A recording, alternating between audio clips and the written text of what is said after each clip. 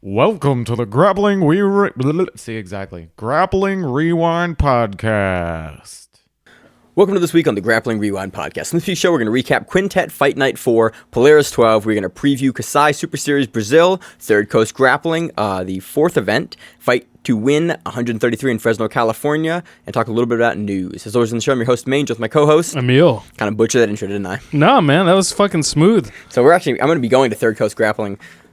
I'm super excited about that. It's Hell awesome. yeah, so dude. I'm super excited to preview that because I'm hoping to get some interviews down there, and I'm just really amped to be going to Texas again to cover some jiu-jitsu. Yeah, absolutely stacked card over there, too. And It's been a good couple weeks for stacked cards. Yeah, man, absolutely. I mean, this is just the nature of the sport now is we are having multiple, world championship level people on any given weekend that we can cover. Pretty much. It's very rare we have a weekend where it's like, no, it's a mech card. It's like, well, we have like this main event, this main event, this main event, this co-main event on the same weekend. Yeah, pretty much. Like this week. Yeah. So we're going to start with news. Yeah, let's start with news. Like we're going to start with anything else. Yeah. So kick it off with news. Let's talk about Vagner Rocha versus William Tackett. Yeah, man, that just got announced. So that promotion is what? Jits-King? That's Jits-King. Awesome. I may try to go into that one live, but that's in January. That's it's like in Florida? Yeah, Miami. Okay. This will be the Miami card that they're awesome, doing. Man. Sweet. So that'll be exciting. Dude, I love that Wagner's beating up on kids now. Right? That's awesome, though. It's no, like it is. Wagner's just like, I said that you. jokingly. Like, I love that I have a feeling that Vagner got tapped for this because probably Tackett is... Interesting choice of words. He got selected for this. Because Tackett is probably having the same problem that the Rotolo brothers have, the same problem that Nicky Ryan has, which is you're very talented for your age, you're whooping black belts, and competitive black belts don't want none of that smoke. I love the Vagner steps up and like, I'll fight whoever. Like, fuck yeah, Vagner, this is why we love you. Exactly. I mean, it's kind of like that attitude is brilliant because it does not faze him. Like his reputation will not be impacted by a win or loss here. No. And in part, that's because he just simply does not give a fuck and will not allow it to impact him. Right. There are some people who I think would be impacted by a loss to a much younger person, but he's just not one of them. And we also know the level that like the Rotolo twins and like Tackett operate on. It's like we've seen them perform against top level guys. It's like we know the level that these guys are operating on, and so it's cool to see Vagner kind of go like, yeah, of course I'll take that matchup. That's a good matchup for me. Yeah. So 100%. That's exciting. That's in January. Anything else on that one? No, only that like it also provides like great experience for these younger people and like just means that you get to fight that upper echelon of guy. Yeah. Like earlier in your career, and now we're seeing Tackett have much more experience against those upper echelon guys in the past like 6 months. Yeah, really. And so it's really cool to see, him getting more of that because I think that helps guys get crafted into like higher level black belts as they get a little older because they've faced it at a younger level and like at a professional level. So, in other news, Joao Gabriel Matos has announced that he is splitting from his affiliation from Soul Fighters and starting Double Five Jiu-Jitsu. Not a whole lot else on that. He's released a statement, so good for him. I always like to talk about like big team shifts like that, and Joao Gabriel is one of the top guys at the weight class. One of the few guys we can kind of pick to go neck and neck with Bouchesh up for the weight class in the gi. Right. So really interesting that he's starting out his own thing. That's super exciting. Best of luck to him. That's all I got. You had one piece of news you want to talk about? Oh yeah, let's talk about Quintet Ultra. They just announced this past week they have new additions to the teams. We have Dorino going on Team UFC. We have King Mo to Strikeforce, Cub Swanson to WEC, and Gregor Gracie to Team Pride. And in addition to that, they've also announced super fights. We have Craig Jones versus Fredson Paixão. Leg locker versus wrist locker. Pearl Gonzalez versus Danielle Kelly. And Gordon fucking Ryan versus Aleksei Olenek. And correct me if I'm wrong, is he... the Ezekiel guy? That's Aleksei Olenek, who has 54 career submission wins in MMA and 12 of them by No Gi Ezekiel. That's that dude. I'm like, the guy is ancient. If Aleksei Olenek gets if he fucking gets a goddamn Ezekiel against Gordon Ryan. A No Gi Ezekiel. Like Ezekiel, like the Gi Ezekiel is a legitimate move. I want him to goon that shit from the most absurd position ever. Like, you mean like, mount? Like standing. Like, Yeah. you know, I've seen him hit the standing Ezekiel before. Yep. Yeah, there's the bottom mount. The bottom of mount. He was like, oh, better submit this guy. And he has a professional win in the UFC at the highest level of heavyweight that currently is really around. He has a professional win in the UFC by No Gi Ezekiel choke from the bottom of mount. That is a comic book scenario. That's honestly could be a really good match. Like, he's a veteran. Gordon Ryan, I think, Gordon Ryan is definitely the front runner to take that match, but Olenek is a weird dude to grapple against, and we've heard that from a bunch of other guys that have, like, grappled against him, mostly in an MMA context, but dude's a legit really good grappler. Could be interesting. Or Gordon Ryan could just do what Gordon Ryan does and like, show that he's one of the best no-gi guys currently competing. No, fuck that. I definitely want to see Olenek take this. So, super exciting. That's actually like 2 weeks away. Yeah. You're going to finally, for once, get to cover a full quintet. I'm going to be able to cover this fight night today, and then, the full quintet. I think you have missed every single other quintet. I think you might have been around for, like... Maybe the first one? Like, episode 41, I think, was a quintet, and that was the first one that you and Ryan were on. Yeah, that's right. And I think that was, like, since then, in 60-plus episodes, like 70 episodes, you've Quintet 2 and 3. You've never covered another quintet or, like, a fight night or anything like that. So yeah, that's all I got for news. Anything else? That's it. All right, those are for news.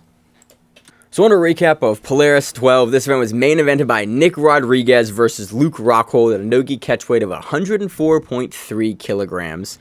Where do you want to start for this one? We'll start at the top, man. Nicky Rodriguez winning a unanimous decision over Luke Rockhold. I got to eat my words here. I definitely thought Luke was going to take this by submission. But, taking Nicky Rodriguez down is fucking hard, evidently. You really? Like, a shocker. No, that I knew. What I'm surprised... Actually, have we seen anyone take him down? That's a good question off the top of my head. Sanchez, don't think did. No. Did Cyborg? No, Cyborg Ali didn't. Duarte kind of? Maybe Duarte. Did with the leg lock there? I think so. Maybe, but like... So, here's what I thought. I'm surprised Luke stood with Nicky Rodriguez as long as he did. I had a feeling that it wasn't going to be won by stand-up, and it was clear because these are 15-minute fucking matches, like, that shit was not working. No. And... Well, Rockhold was giving up the leg a lot of the match. Like, he was sort of, like, trying to bait that single leg. Yeah, but that's, like, like, you do that for, like, a couple minutes. If the person isn't biting, like, that's not a fucking strategy. Like rolling Kimura-ing off of that is, like shit. Most people can see that. You know what I'm saying? Yeah. Like, Rodriguez has enough depth of game to realize what you're doing there. If a purple belt can see that, like, what, like, yeah, I don't know. Anyway, but what I had imagined was, like, trying to restrain Nicky Rodriguez in some fashion, whether that be a closed guard, tie him up somehow so you don't have to deal with his freakish athleticism at heavyweight, a leg entanglement or something, like. But there was none of that. Like, it was no, I'm going to win this by taking him down and then pressure passing or some, I don't know what the sequence was exactly that Rockhold was doing, but he was not deviating from that at all. Right. And it was evident that it wasn't working. So in the first period... So if you don't know Polaris scores the match. It's a 15-minute match, and they do MMA scoring, basically, where you score the first one, who wins it, the second 5 minutes, who wins it, and the third 5 minutes, who wins it. And there's no breaks in between. Right. So they just do this aggregate scoring at the end based on who won the most, like, sections of the match in 5-minute increments. Right. So you're kind of incentivized to do something big towards the end of every 5 minutes, because that sort of will color how the judges, and we've seen it before, like, kind of color how the judges score a match. So in the first period, there's a collar tie that Nicky hits with a snap down, and it leads to an accidental headbutt with Luke, but it gives Luke a deep cut on his eyebrow, and they have to take a certain amount of time to get that. In the second, to get that sort of to get the gash on his face, healed up a little bit, so it's not going to bleed everywhere like it was. In the second period, Nick arm drags the shit out of Luke into a body lock takedown, slams him into the ground. Luke turtles up, and Nick does a beautiful spin around transition to take the back. Throws the hooks in. He's a little high on it, and Rockhold's doing like the runner, not the runner stance, really best way to put that. He's like on all fours, like trying to shake Rodriguez off the top hard. And then also doing something that is great technique, which is Luke was stepping one of his legs out to try to clear one of the hooks while he was in that like downward dog yoga position, basically.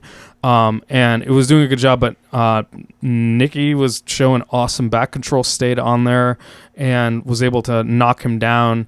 And eventually Nicky gets to mount and stays there for a fucking long time. I was impressed with Rodriguez's ability to hold the mount here. On Rockhold is notoriously like a really dynamic grappler. We've seen him do that in the UFC. We've heard all of the stories. Dynamic grappler and like someone who very much understands mount control. Like we saw Rockhold fucking shut Weidman down and grind and pound the shit out of him. But like Weidman's also a good grappler, and for Luke to be able to control him from mount regularly like that, like I would assume that he understands this control, and he himself was not able to get out. It was very impressive. So Nicky's showing, I think, at least with a back take, definite improvement. We've seen him dynamically take the back before. We've seen him, but like I remember there were moments where in the ADCC matches where he was leaving a lot of space. That wasn't really present here. Yeah, no, this was he just teleported to the back and was on there. So it was fucking awesome. Rodriguez works on Ezekiel at one point from the top. Nothing big. Kind of plays with the arm triangle a little bit, but never really gets the arm up to any way. So then Luke is eventually able to scramble out, and Nick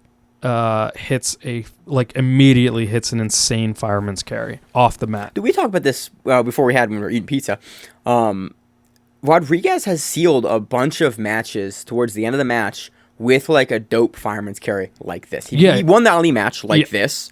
In the final seconds, he won. He fireman's carried Ali. And I think that plays huge, especially for round scoring like this. If you can do something like that, like a really dynamic takedown at the end of a round, it shows like at any point in time I could have done this to the guy, and I just chose to do it here. Especially a takedown like the fireman's carry is so explosive and like it's clear. It's impressive to watch. Yeah, it's not like a grinding single leg where the person kind of sits to their butt. You kind of like, was he trying to throw? Was he trying to sit? This is like he was like fucking lifting him off the fucking mat and throwing him down. And the thing is, it's clear that he's doing this for emphasis, because every time that I've seen Nicky Rodriguez go for a fireman's carry, he doesn't really go to control it afterwards. So like control. He goes for it as a showboat move. Oh yeah, it's like, I can take you down. I may not be able to control you here, but I can get you down if I so choose. And I think when you have these close matches in the eyes of the judge, like that goes a really far way, because it shows like the other guy probably can't do that to Rodriguez, and Rodriguez can just like choose to do that to you. It probably does something to his opponents too, being tossed on your fucking head like that. Especially at heavyweight or light heavyweight, it's like not a whole lot of guys are hitting a fireman. It's especially at the speed. Like I don't know a single other jiu-jitsu heavyweight that can throw the fireman at that speed. Yeah, you do not see it. We talked about this before, but Nicky's conditioning is insane. I mean, like in the end of the match, they're going up to 15 minutes here, and Rodriguez was shooting low singles like faster than like a fucking featherweight. Like it was crazy. He moves in a insane way at the weight that he fights at. Yeah. I think it's really cool too. You saw a lot of the resets. You saw Rodriguez come immediately back to the center in the wrestling stance, ready to go immediately. Like I really like that he's such a big dude, but he can push that pace and he can maintain that pace, and you see like he is ready to grind dudes out. I think it's really interesting, like how he doesn't ever take like a lot of time to like play around and mess around for like the resets. He's back in, ready to go, and that was really evident. He gets like right up on Rockhold again. I forget one of the resets where it was in the match, but you saw Rockhold kind of come back to the center, and you see Rodriguez kind of like not sprint, but like walk quickly to the center, immediately in his stance and like back ready to go. Yeah. So that's more or less it. Clear victory for Nicky. Luke really wasn't able to mount much. I do hope we see Rockhold more grappling. I feel like if he deals with someone who's less of an absolute like physical freak, we could see some more see more of his grappling, like mat work. But I feel like this was not stylistically a good, in hindsight here, not a good matchup to see some of that. But I really hope this doesn't put Luke off of like more grappling, because I want to see like what he does against a guy maybe like not at the caliber of Rodriguez that can play that kind of heavy pressure wrestling takedown game that Rodriguez can play. Absolutely. So next up we have Ash Williams defeating Richard Alarcon by armbar. Woo. God damn, this was dominant by Ash Williams. This is a replacement. I thought this was supposed to be Meow initially, wasn't it? And then I think Alarcon replaced not too close to the match. I can't remember. I know that when we previewed it, it was Alarcon, and we talked about how he upset Johnny Grippo in ADCC. Okay, maybe that's right. So Ash Williams looked significantly bigger also. They're talking about him having to cut weight to actually make the weight here. And Alarcon is a guy, we saw him at ADCC, he doesn't cut a lot of weight to make 66. Yeah, and Ash, despite the weight cut, starts really strong. He has an awesome arm drag takedown to some really dangerous heel hooks. And Alarcon shoots a takedown in response to try to throw Ash off and throw him down. And Ash sprawls, grabs the Kimura, rolls and dumps Alarcon, and transitions to an armbar and breaks his fucking arm. Yeah. Just straight up breaks his arm. Yep. The angle, you see the angle, and it's oh, it's tight. Oh, it's bending. Oh, that's the wrong way. Oh, it's broken. Yeah. No, it was a... And you saw Alarcon in the back with the rash guard cut off, and they basically did the thing whenever you break your arm, with the gi or rash guard, they cut up the arm, and that's an indicator. Whenever I see someone with a cut rash guard up, and the rash guard's still on, it's yep, that's a medic going, it's broken. We're not going to pull the arm out of it. We're going to cut the arm out of it. Yep. So that sucks to see. I hope Alarcon heals up. Alarcon had a post. It seemed like he was kind of taking it well, going to use it and recover. But damn, Ash Williams is now the bantamweight champion for Polaris, and dominant. Yeah, dude, took it in impressive fashion. Alarcon's no slouch. We saw Alarcon I think he placed at the trials and ADCC. Looked good at ADCC. I think this is Ash Williams probably his first major title of any kind. I remember covering him. Ash is, as I recall, he's the Welsh grappler. He's out of Wales, if I'm remembering correctly. If I'm remembering, I always get all the UK places messed up, and people from the UK and United Kingdom and Great Britain and Ireland always message us and go, "Hey, that's not part of this place." And I'm always super hesitant to go this guy's from this place in that landmass that has the area. I'm pretty sure Ash Williams is the grappler who at least trains in Wales and has shown up on a lot of stuff. I remember when I was putting together the infographic for We've Kasai, seen him on Grapple Fest, I know that. We've seen him on Kasai. And I remember looking up his credentials, and he had competed in a lot of stuff, and he is a veteran of a bunch of super fights, but he hadn't won a title in one of the major events. So I think this is his first one, and that's awesome. Yeah, he showed he can compete, dude. It was a super impressive performance. Go back and watch it. We're going to be seeing more Ash Williams. Hell yeah. Next up, we have Tommy Langaker defeating Dorino by unanimous decision. Fucking A, God dude. Damn. This is the only gi match that was on the main card. Yeah. And Polaris tends to do many more no gi matches, but they do pop in gi matches occasionally. And dude, Langaker took it to Dorino in a way that I cannot recall ever seeing Dorino in a recent looking fucking out of his depth, a dude. Little bit. We know Dorino's Tommy really, really good. But Tommy was dominant. So Tommy starts the match off real quick with a nasty omoplata triangle Kimura armbar sweep combo. Yeah. Just fucking wrap your head around that. That's what I watched at the beginning. I was whoa, maybe Dorino kind of didn't start as quickly as he wanted to, but you saw Langaker go through this entire amazing sequence. He shoots his legs up, he gets the omoplata over, and you see Dorino do the right thing, steps over the head, and then Langaker combos it to the triangle and then goes for the arm. And I was okay, so Dorino got out of that. Let's see him turn it on. Let's see what he has. Right. So yeah, you think, all right, maybe that's a freak thing that happens, and Tommy starts the second period with a serious fucking triangle attempt again. And you're just okay, this. And Dorino kind of had his head popped out a bit and sort of was going for the arm. It wasn't what I would say a deep triangle, but Langaker had it locked enough where and I was lifted. Langaker was being lifted almost off of his shoulders. It wasn't it was on there for only a split second. He had that for a while. And you're in the gi too, so it's way harder to slip out of stuff like that. So you've got to address the gi chokes, or sorry, the chokes in the gi a little more. The sequence that really fucking blew my mind was Tommy is basically in butterfly guard, and Dorino's smash passing with his head way forward and way low, almost basically Dorino's forehead is practically on the mat. Tommy goes over Dorino's shoulder and grabs the belt. Yep. And he just does a tech stand-up and, like, jumps on his back.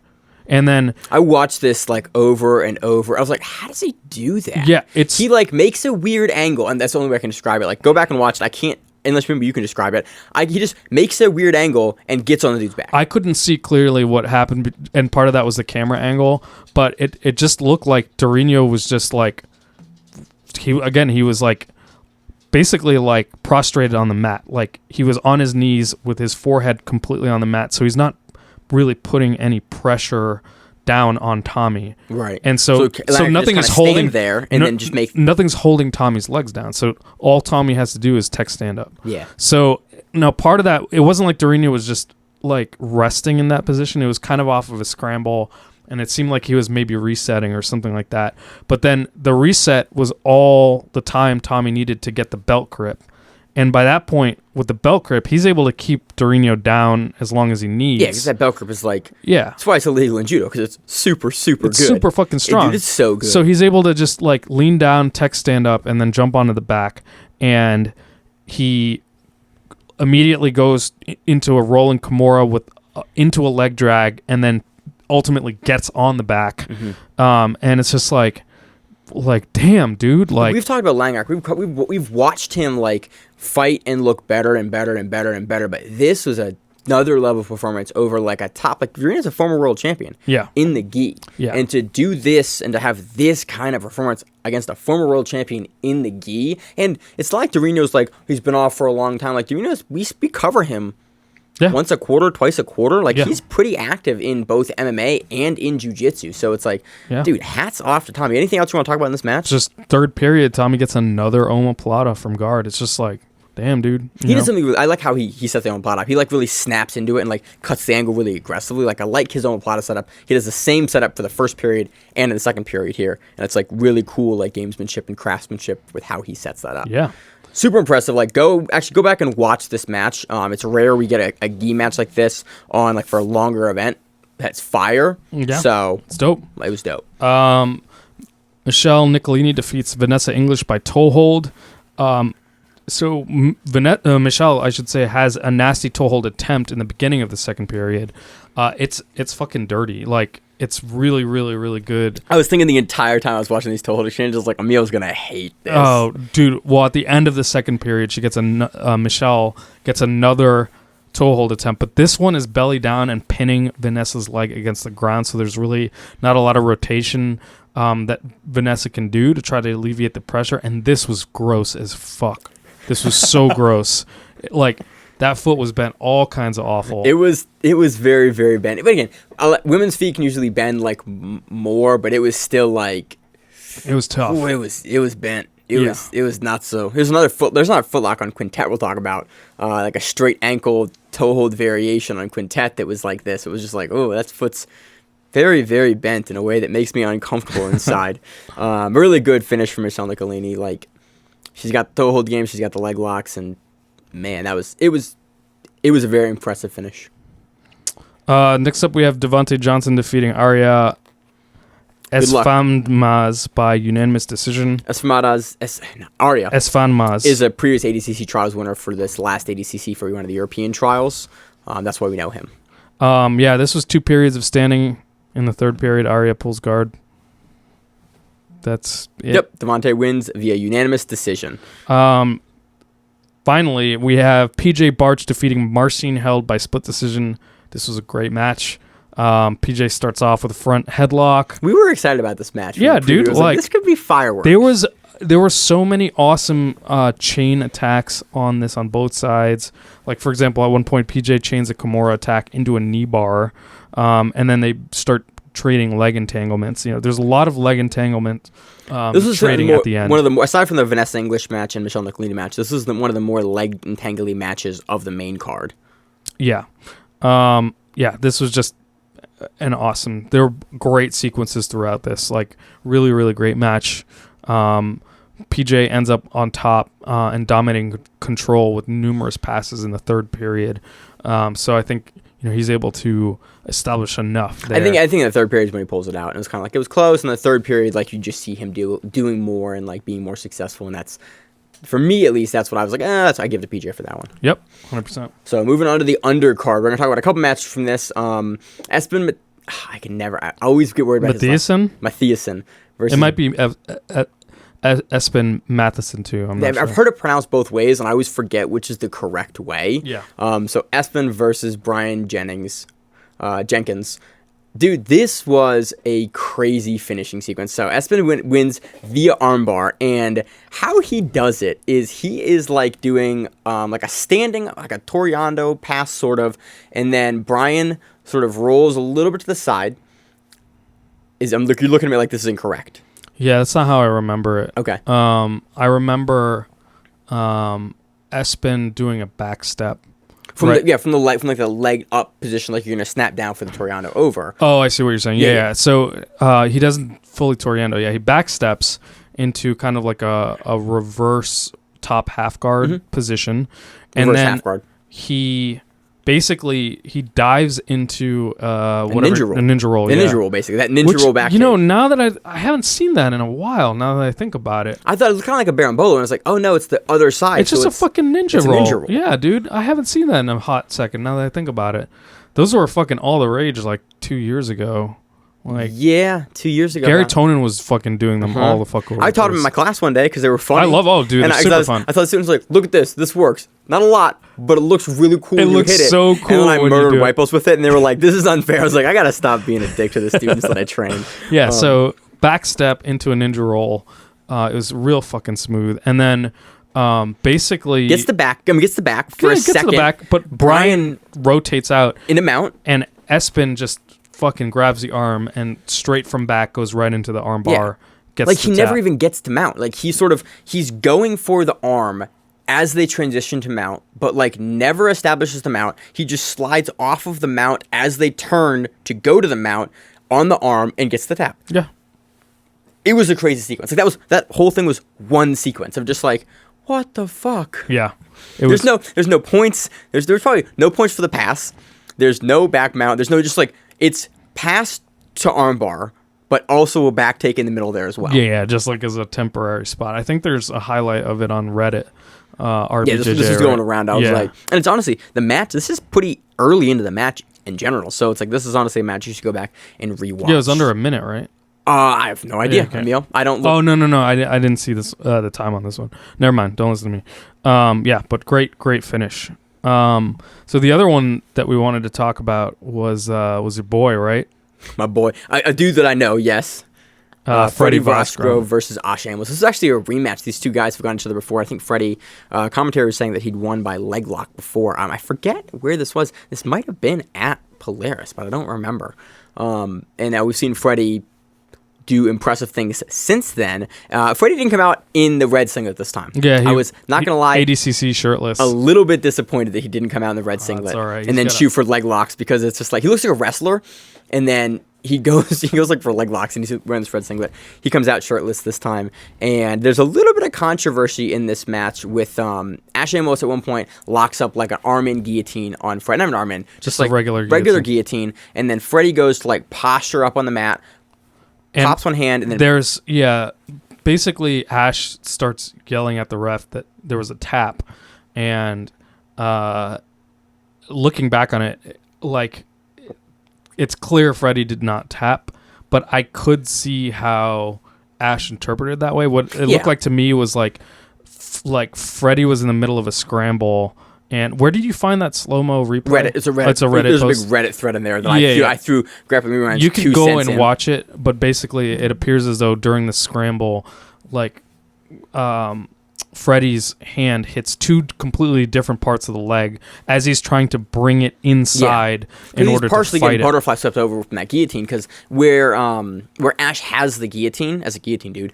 The shoulders are up, like Freddie's crown of his head is actually out, and so when that starts to happen, if you're throwing a guillotine on a guy, you want to try to roll him over so you can at least get the right positioning on it to get to a mount to finish the guillotine. But once the crown starts to go, if you don't try to roll them and extend them out, then they're going to escape. And so Freddie basically is pushing against that roll and then basically drops his hand.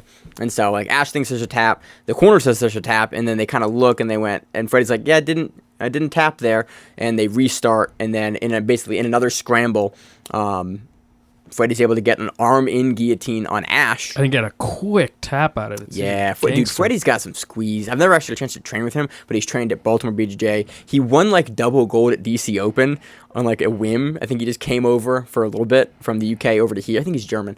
And then like did gi, got double gold and brown belt. It's like, okay, like I think a year ago or something like that. Like, dude is a tank. Yeah.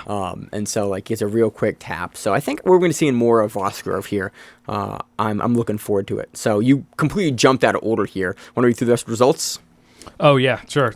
Stefan Petrov defeats Shane Fishman. Nope. Oh, sorry. Shane Fishman wins via inside heel hook. My bad. Then we have Stefan Ramos versus Justice Goschel, and Stefan Ramos wins. We have Liam Can versus Craig Ewers. Craig Ewers wins by decision. Freddie Vosgrove versus Ash Amos, we just covered. Jeremy Skinner versus Owen O'Flanagan. Jeremy Skinner wins via inside heel hook. Fred Greenall versus Shane Price. Fred Greenall wins via armbar. And Nastasa Silviu Georgian versus Jamie Hughes. Nastasa wins via triangle. Nastasa's the dude that won the Polaris Trials. I want to say 1 or 2 events ago. So it's cool to see him like being featured on another Polaris card, having won that trial. So that was Polaris 12. It's up on Fight Pass. They have both the prelims and the main card up in 2 different videos on Fight Pass. Highly recommend you go back and watch it. A lot of fun from Polaris. Really, really happy that they're showcasing more UK grapplers and fun matchups. Anything else, Emil? That's it. All right, that'll do it. So on to a recap of Quintet Fight Night 4. This event took place in a location and was headlined by 4 teams. Team Carpe Diem versus Team K-Top BJJ and Team Sakuraba versus Team Paraestra? Paraestra. That was how they said it on the broadcast. I was like, I cannot reproduce how they said it on the broadcast right now. And there's also a couple super fights we'll talk about at the end here. Yeah, so we'll start off. Team Carpe Diem faces off against Team K-Pop. This was theirs to lose. Okay, yeah. Team Carpe Diem has 2 or 3 quintet wins. Dudes get the rule set. Dudes are really, really good at grappling, at no gi grappling. Yeah.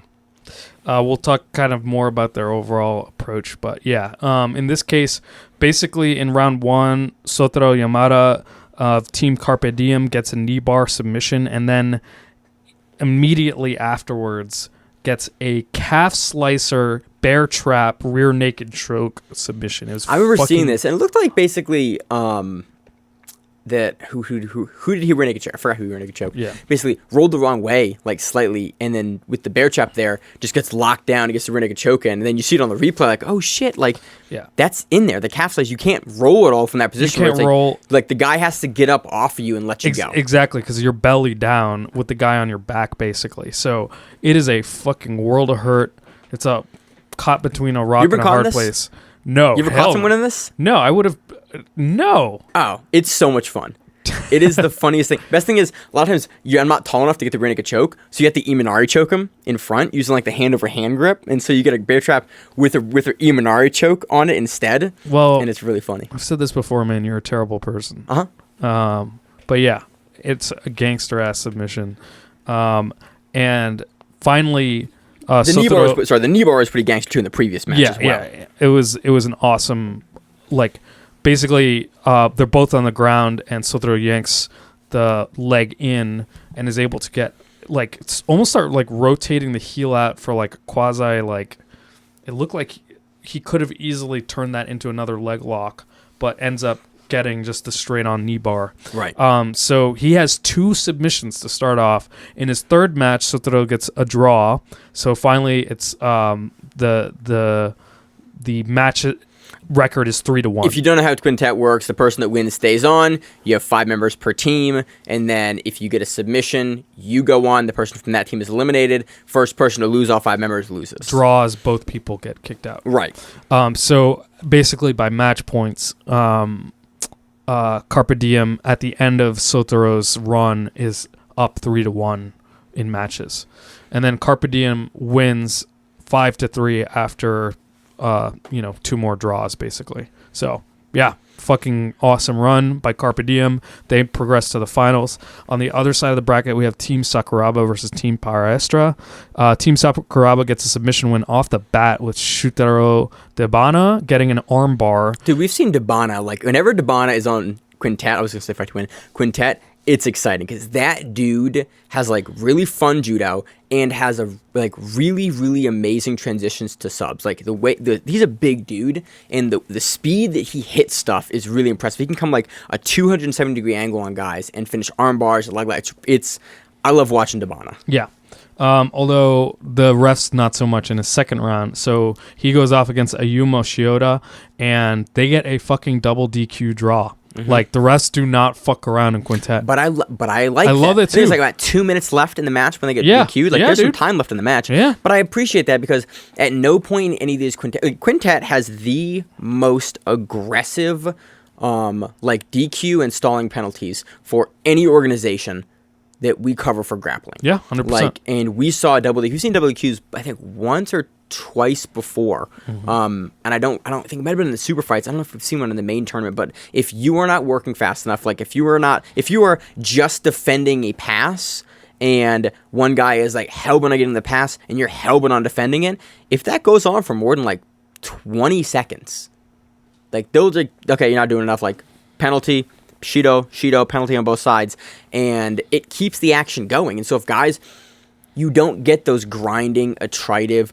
boring matches to watch because, like, you have very short amount of time to get progress position and fight something or defend something or go to something else. They don't want you just sitting in a knee cut for 5 minutes and, like, blocking the knee cut and one guy's throwing the knee cut. Like, you've got to be progressing. And so I've really come around to appreciating, like, what they do, because it makes for exciting matchups, and it pushes a pace of grappling where it's like you can't just defend, you have to be actively, like, looking to better your position and not just stop progressing a position. Absolutely, you have to be looking for the submissions, and I think throughout the entire event we see that Carpe Diem is especially good at that.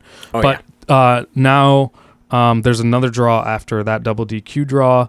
Finally, Team Paraestra answered with a submission win with Shoki Higuchi getting an armbar of his own, making it 3-3 going into the final match. Daisuke Nakamura took on Yatuka Saito and Daisuke Turtle, and Yutaka gets a front headlock, rolls him, and Daisuke gets a deep half, still in a terrible headlock, like pushes Yutaka over him, so like kind of rolls him from deep half, elevates Yutaka up in order to dive in for the far leg, kind of Craig Jones style, and he gets a knee bar on the far leg for the submission. This is a really cool sequence, like from what Daisuke had to deal with. Basically, was like in a really bad spot, and is able to immediately reverse it and then start firing off for the sub. And like, I like Quintet because of the stalling penalties, but I also like that because you have to go so quickly, you get a lot of scrambles, and people are trying to stop scrambles like with subs as the scramble. I think we see a lot more of that in Quintet than other organizations, pretty much entirely because of the matchups and the stalling penalty rules. Yeah. So then we have a super fight, Kyle Chambers versus Hasim Rida.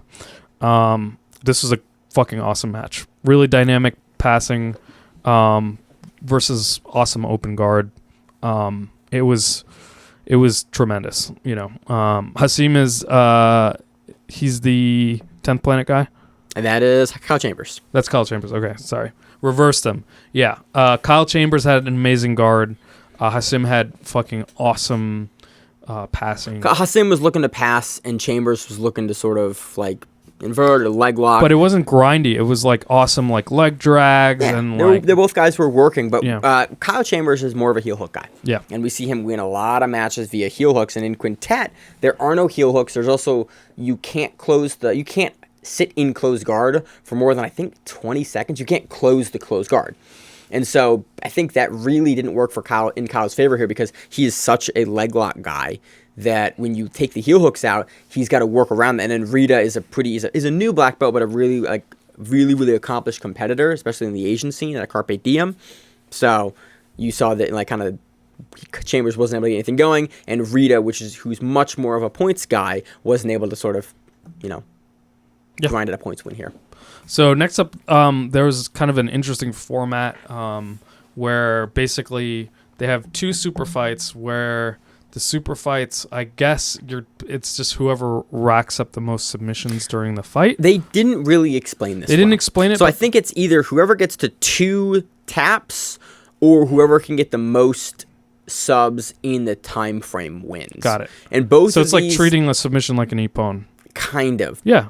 The Sakuraba, you get 2 ippons, you win. Yeah, maybe. I don't. Again, so in the first one, we have Minoa Man versus Hideo Tokoro, and Minoa Man wins his first match. Hideo's on his back, and he crosses his fucking footlocks him. Yeah, from the fucking back. From the back, and you see Hideo go, no, and Minoa Man just crush through the legs. I did this to a training partner last month, and I felt so dirty doing it because it's like. I do this all the time to people. Yeah. Don't cross your fucking feet. Don't cross your feet. Like this is why you don't cross your feet. And Minoa Man goes, oh, sweet, your feet are crossed. Leg lock. Yep. And it's honestly a really deep. It's a rough leg lock. It's a brutal leg lock. So he gets that submission. Then at the end of her sort of second match, Hideo gets a fucking awesome triangle, and Minoa Man just fucking lifts him up, just deadlifts him straight up. Is not allowed to slam him, but is able to ride out the time without Hideo finishing the choke. And then after that, we have Sakuraba versus Takanori Gomi, and this kind of felt like a flow roll. It feels like this is a Quintet Sakuraba match. I know. Every time he does this, I know, and it's like a fake. I love Sakuraba. It's a fake match. Yeah, I love Sakuraba was awesome. So they go back and forth. Josh fucking has a tattoo of Sakuraba. We love Sakuraba. Yeah, on here. no, I love Sakuraba. It was a fake match, though. Yeah, I understand. Dude has taken a severe amount of damage throughout his career, but it was fake enough where it was I wasn't really wondering. It was okay, they're messing around. This is a fake match. At one point, he grabs a toe hold on Takanori Gomi that has no control whatsoever, and Gomi taps it. I was like, okay, so we're just playing around right now. Yeah, cool. So that was that match, and then we moved back. Dude, that's if you're a promotion, that's exactly how you deal with one team or one guy being tired, and then giving him enough time to recover and getting the matchups. Yeah, where it's you have 3 super fights, and then after 3 super fights, which is usually 15 to 20 minutes, you bring the teams back out and you finish your tournament. Yeah. That's exactly how you do it. There wasn't this weird, long ass break in action. It was just. And they're compelling fucking super fights. Yeah, they were fun. They were fun. They were fun matchups. So then we have Team Sakuraba versus Team Carpe Diem. Tomoshige Sera of Carpe Diem is out for fucking blood. He goes for a nasty knee bar in his first match. They stand, and then he goes for a flying arm bar, inverts, rolls, and finishes. It's fucking awesome. This is where I wanted to talk about. Dude, Tomoshige Sera is one of the best guys in his division in the world. This makes sense that he's very good. It's not just very good. It's all of the Carpe Diem guys were looking for submissions no matter where they were. And that's what they win Quintet. Yeah. It's just they're really good finishers. Yeah. And they want to reiterate here, they can finish. And so in Quintet's rule set, if you can grab stuff really quickly and you're not looking to sit and grind and kind of wait it out, and you are continually being active with submission threats the whole time, eventually you're going to grab one. And Carpe Diem does that repeatedly here. Yeah, absolutely. I think their mentality is definitely obviously they're very talented too, but I think their mentality definitely plays into it. You could see they had the difference between them and Team Sakuraba. Mm-hmm. Team Sakuraba was way more patient and shit, and they just could never catch up. You know, they were always playing catch up. When you're playing defense and grappling, it's I forget who said it, but they talked about whenever someone is defending something grappling, they're losing. Yeah, it's if you're on the defensive, you're losing. Yeah, so Carpe Diem puts you on the defensive the whole time, and then you lose. Yep. So in the second round, Shutaro Dabana is standing passing with Tomoshige in seated guard, and Shutaro does a rolling pass attempt. Tomoshige follows him during the roll and knee bars him in under 30 seconds. Fucking awesome. This was crazy. Yeah. I did not expect this at all. When I saw this, I was like, he's not going to get that on Devon. And like he does. So this was honestly one of my moments of the match of the night was just like, it almost looked like setup. Yeah. Because of how beautifully he's able to roll through and just like, okay, that looked a little like, that was almost too clean for me to believe in. Yeah. It looked really good. It was really fucking good. So 2 draws put the teams 4-2 going into the final. Sotaro Yamada gets into a 50-50 in the finals and gets a straight ankle lock / toe hold. Gross Ass. Some gross shit happened to the foot here, finish. And we're not going to talk about it. But this was the gross shit I was talking about during Polaris, Yeah. where Yamada basically like has an ankle lock and just bends the foot like someone sideways. I think Grappling Insider on their write-up described it as like an Estima lock like finish, and I think that's a good description for well, it's kind of like, but it's an Estima lock from the straight ankle position, basically. Yeah, but it's 50-50, so you're not straight on. You have that like that rotational kind of like component to it. And so it was definitely twisting. It looked like it took the foot off. Yeah. Like it looked like the ankle separated and the leg stayed in one place and the foot bent in another place.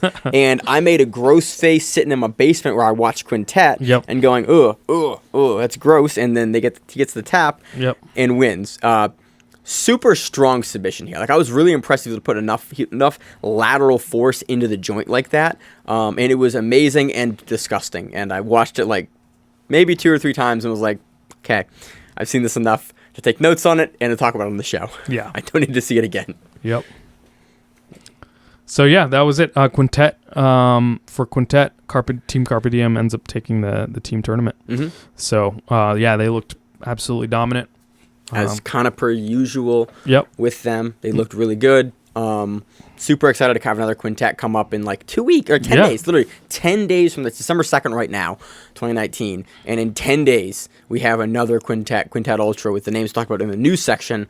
I'm excited, dude. It's weird like they seem to run them like really weird intervals. It's weird to not have one for like a couple months and then to have like 10 or 15 days apart. That's okay. I fucking love Quintet. Whatever. I'm happy about it. So anything else on this one? This was dude, this is a lot of fun. I love Quintet. I really like to watch their events. They're just fun to watch. You're not necessarily trying to figure out like who the best grappler is because there's so many different X factors in it. That's something that we've talked about where there's finding the best grappler and then there's just putting on entertaining grappling, and they're 2 completely different things. And if you know what you're getting into, it's fine. Like, this isn't finding the best grappler. This is like, hey, let's watch some fun grappling on the weekend, and it's awesome. And it's got this kind of I want to say, I don't want to call it a gimmick. It's kind of a gimmicky rule set. Gimmick is not the right word. Like, gimmick means something unique. Negative, but it's got a unique rule set that specifically fosters action, and it's fun to watch. And I love watching it because it's literally just like fun to watch. Almost every other grappling organization is trying to figure out like who the best grappler is. Quintet's like, it's gonna be fun. I'm like, okay, Quintet, you got me. I'm in. So that's all I got for Quintet Fight Night 4. Moving to the preview section now.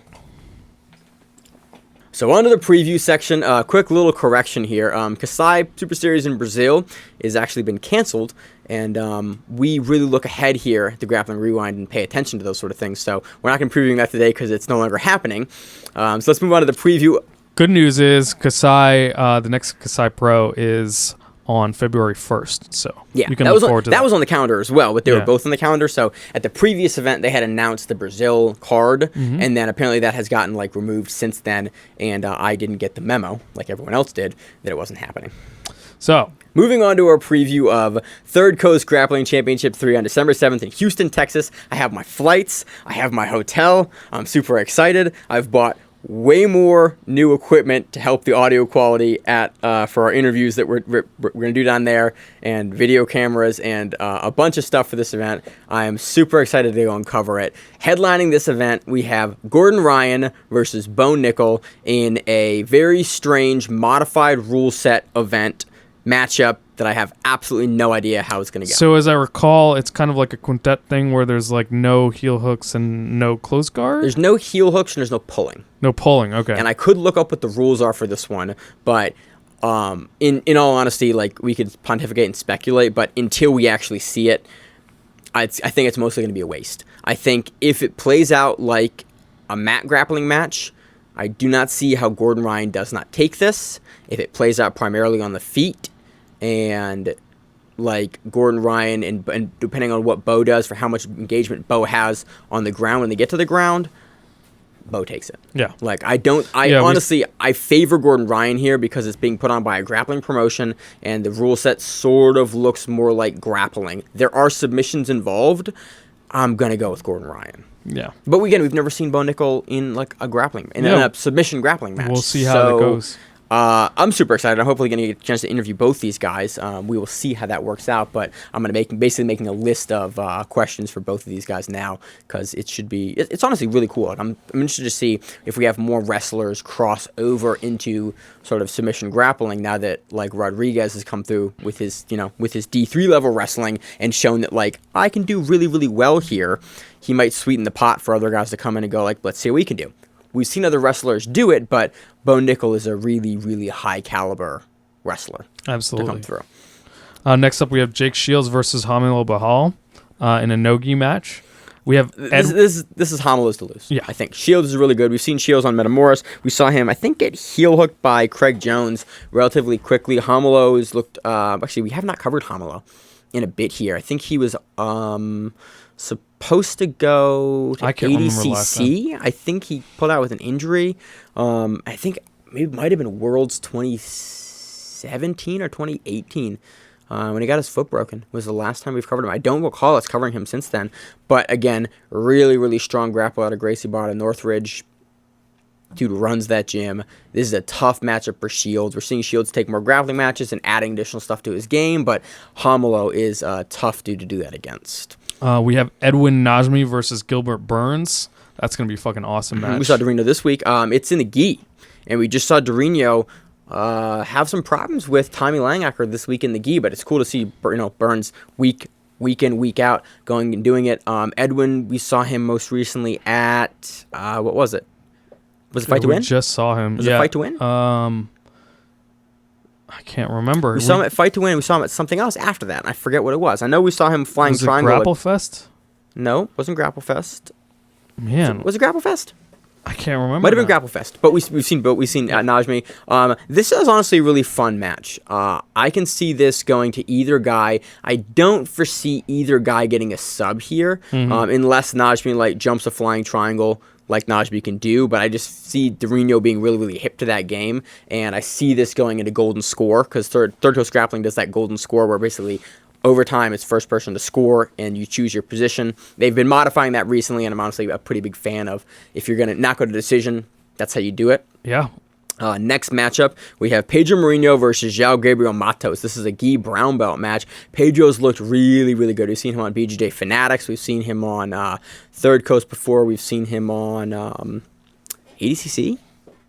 I can't I remember. think he fought Gordon at ADCC. Like, Mourinho's real good.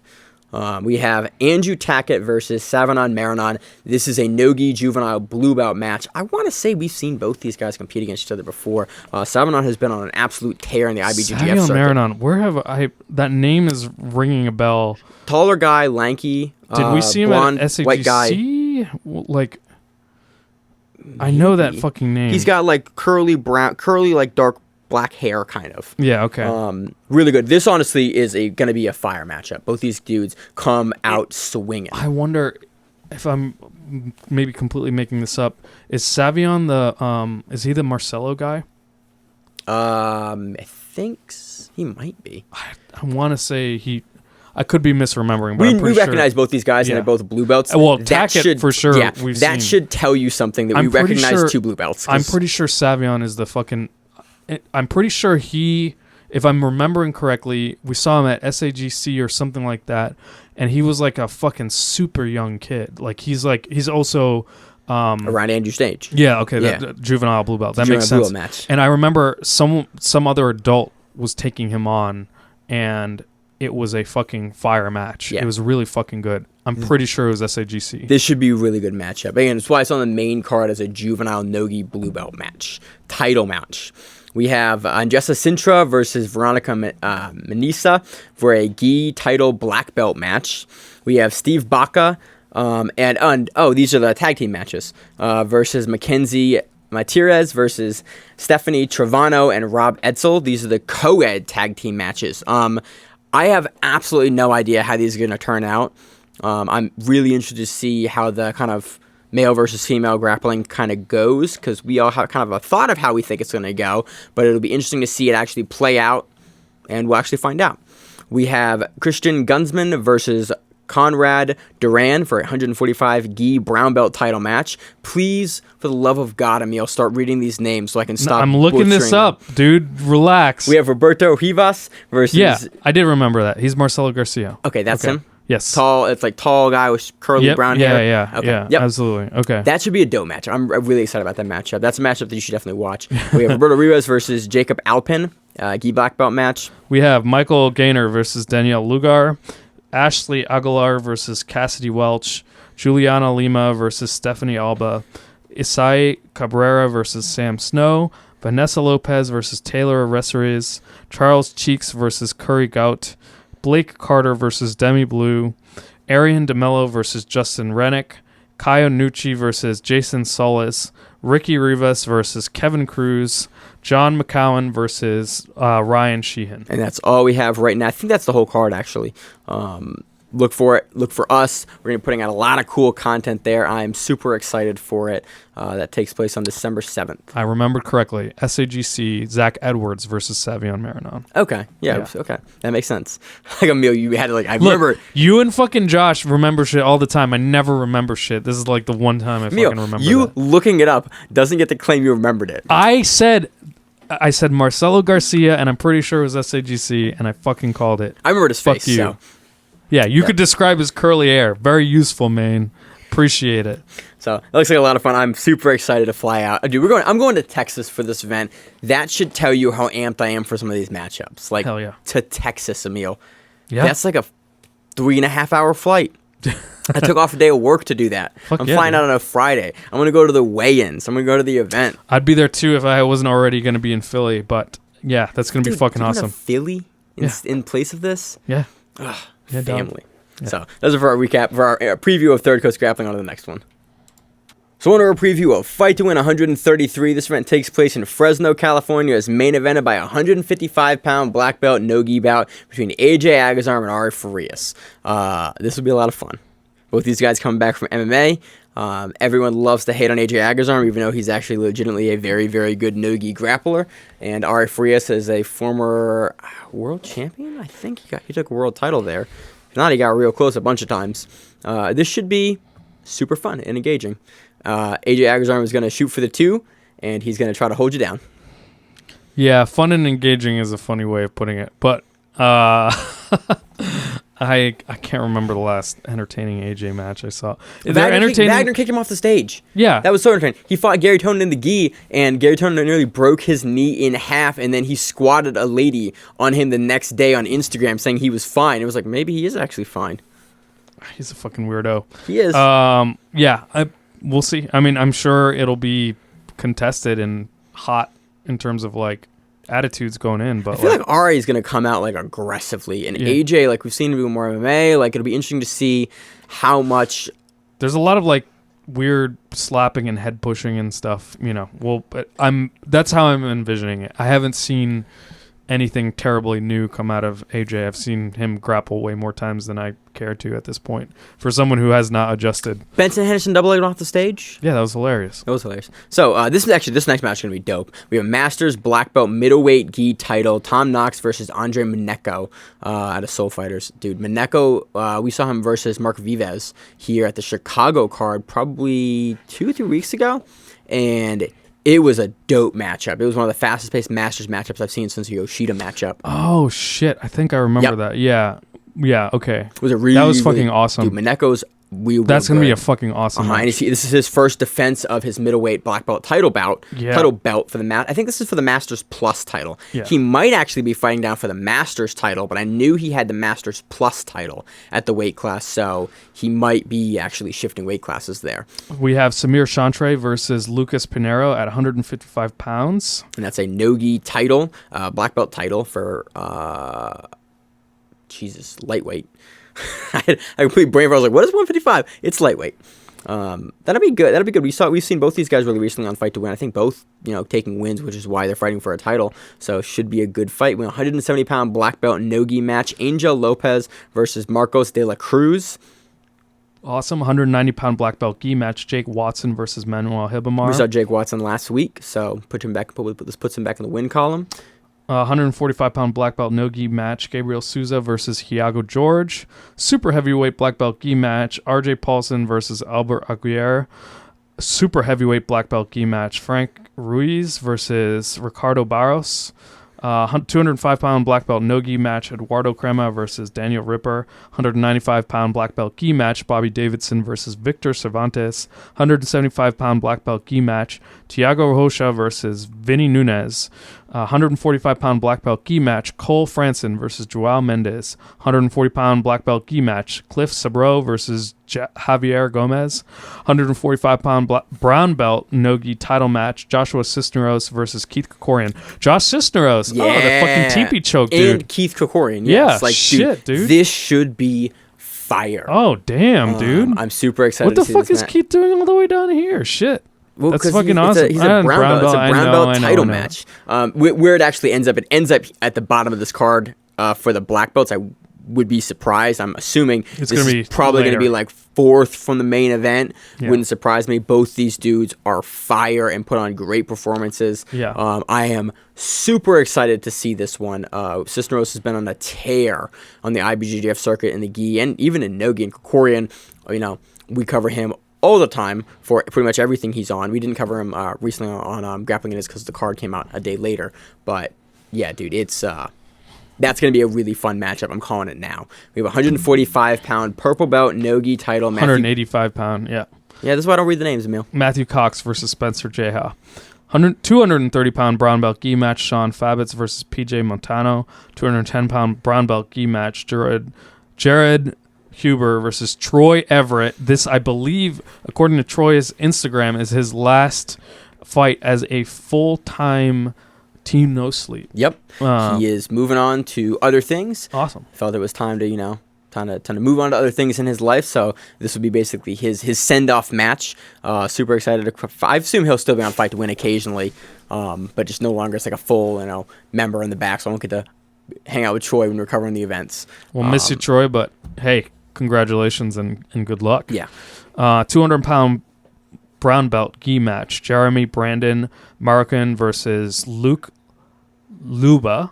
190-pound brown belt gi match. Joe Fabitz versus Jacob Severin. We have a bunch of other matches on the card. Usually Fight to Win has about 35 to 40 matches on the card.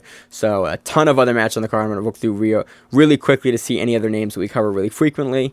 And I don't think there's anyone else that I want to shout out. I was like, oh, watch this guy, watch this match. There's a bunch of other really cool grapplers, typically from the Fresno area. The Fresno and the Cali cards are always really, really fun to watch because California comes out and brings usually a lot of high-level grapplers out there because California's cheating because the weather's nice all the time, so you can train all the time. Does it? Anything else, Emil? That's it. The preview for Fight to Win 133. So that does it for all the previews. What do you have going on this week? Motherfucking Watchmen, dude. Is it good? Oh my fucking god, that show is amazing. It's so fucking good. I can't stop talking about it. It's on HBO. Worth it. God damn, dude. It's fucking great. Did you ever read the comics? I did not. I'm not what you call a big reader. You don't need to have read the comics to enjoy this fucking show, but it's so fucking good. So you're out next week. You're going to Philly. Going to Philly and New York. Ugh. Dude, travel less. Okay, after this, how much travel do you have? After this is the last of my insane fucking stint. Like 2 months of just fucking travel. Literally beginning with... Yeah, we went last week. You were like, this. That was like... Beginning with ADCC, basically. Since then, I've been traveling more or less every week. And after this, I have like Christmas, but like that's about I'm not it. doing anything for Christmas. I'm so excited to not do anything. Yeah, dog. Where are you going for Christmas? Back to Massachusetts. Oh, it's terrible. I'm so sorry. Yeah, you had dude, you're dumb. You went to Massachusetts. You're dumb. You went to Massachusetts for Thanksgiving, which happened on the Thursday. Yeah. And then you decided to drive back midday on Saturday. I didn't fucking know, dude. So if you don't know, I typically, Rachel and myself, will go up to Maine. Which is the same path, basically. Yeah, like, and we will drive that pretty much every Thanksgiving. We couldn't this year because Rachel was in school. And so we go on this trip every single year, and it is a garbage shit drive every year. Because if you don't know, Thanksgiving week is the worst time in the United States for travel in the year. Hands down, no other time really even comes close. Yeah. And the Saturday, midday, is the worst time to travel in the United States. why didn't you fucking tell me, man? Because I didn't know. I thought you were smarter than me. I know you're smarter than me. I thought you would make this ass. So I make this drive every year, and Rachel and I specifically leave either at 9 a.m. or 9 p.m. You either drive through the entire day and you miss a lot of that stuff in the morning, and you get kind of out, and you still have a shit drive, or you do it at night and it kills you for Sunday and you take off Monday. Yeah. But it's a garbage drive. I think it took us one year 13 and a half hours. Took me 12 to get from Massachusetts to Baltimore. And that should be realistically like a 6.5 hour, 7 hour drive, depending where you're going in Massachusetts. Yeah.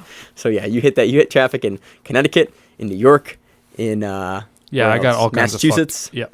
Absolutely. So that sounds terrible. So happy you're back. In hindsight, don't travel on that day. Yeah, I understand that. You now know that. Yes. You told me that, and we were eating. I was like, I laughed at you. I was like, you didn't know that?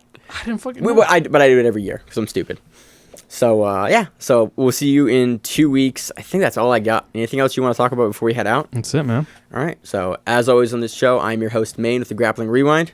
I'm Emil with the Grappling Rewind. And we are the Grappling Rewind. We'll see you on the mats. That's the dumbest way I could have done that.